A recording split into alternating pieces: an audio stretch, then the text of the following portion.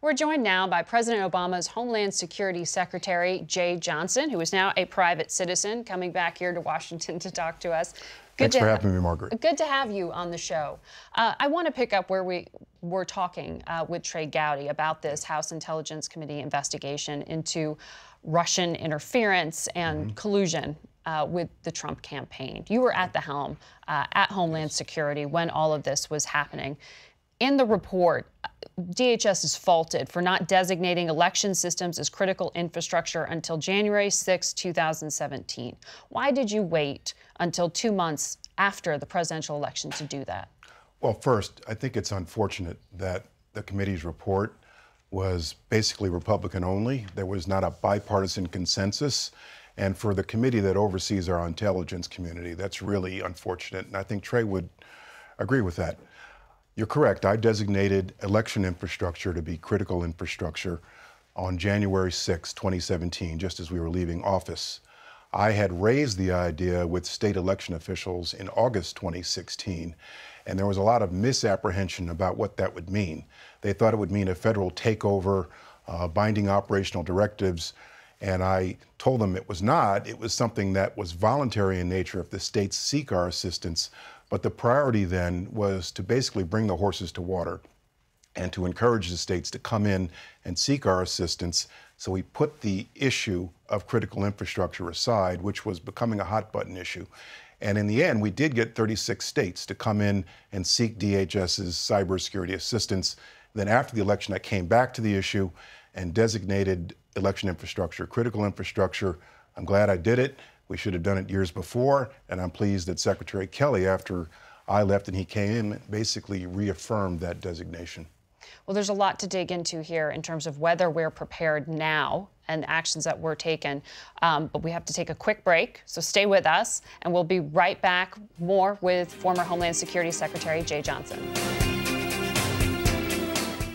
Welcome back to Face the Nation. I'm Margaret Brennan. We continue our conversation with Obama administration Homeland Security Secretary Jeh Johnson. Jeh, let's pick up where we were talking about this House Intelligence Committee report into alleged collusion and Russian meddling in 2016. In the report, which you've acknowledged, you wish it weren't just a Republican paper because it is so serious.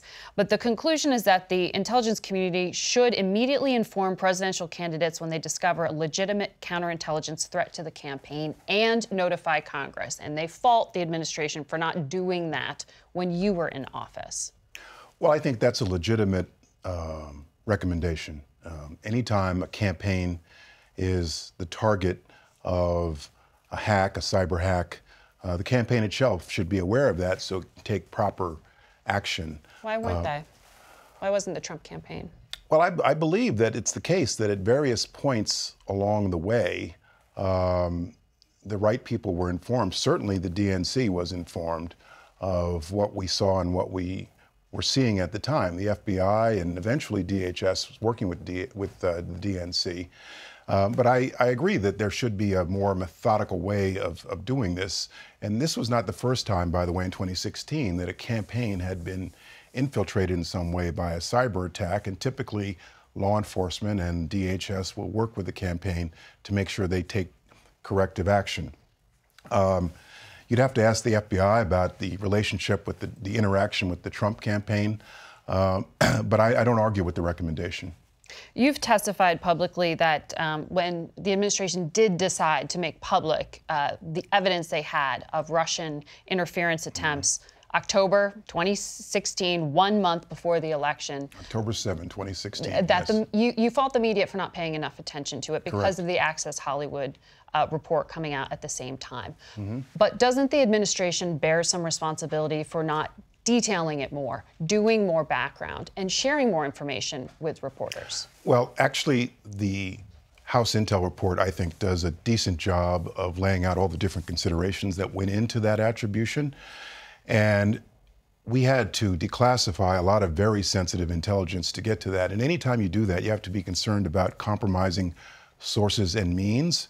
And so we said as much as we could say at the time without seriously jeopardizing our sources and means. And the statement itself was pretty blunt and pretty straightforward by saying that at the highest levels of the Russian government, there was an attempt to interfere with the ongoing political campaign. A number of us thought it was very, very important that we tell the American voters what was going on at the time before the election. And then after the election, we came back in much greater detail to tell the American public exactly what happened.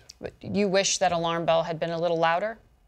I wish that the alarm bell had been heard by more people. As you point out, the Access Hollywood video was released the same day, and the speculation over the next several days was whether or not candidate Trump was going to drop out, and our statement was literally below the fold news that day.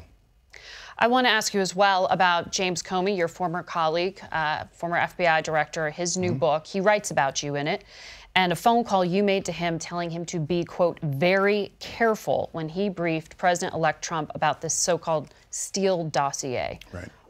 What were you thinking? Why were you telling him to be careful? Well, first, Jim has been a friend for almost 30 years, from the days we were federal prosecutors together.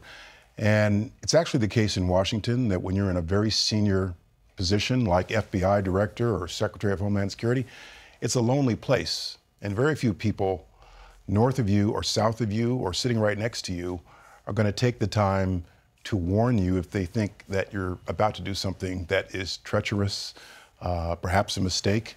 Did you think it was a mistake? I was very concerned when I heard the plan for the director of the FBI to one-on-one brief Mr. Trump about this dossier.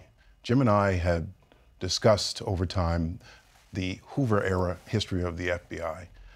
My own grandfather, and Jim knows this, who was a sociologist, has an FBI file of several hundred pages. So Jim and I talked about the history of the FBI, and he literally finished my sentence when I said, there's a fine distinction, Jim, between telling somebody, just so you know, and telling somebody, just so you know, and don't mess with us. And I was concerned that the president-elect was going to hear the latter and not the former message. And Jim understood that, and I think he did his best. Would you have done the same thing if you were in Comey's position?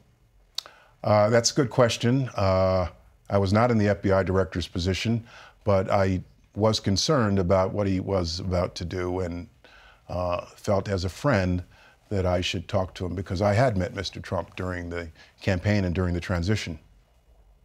And you advised otherwise. All right. Well, Jeh, thank you very much for coming on. Pleasure to be on.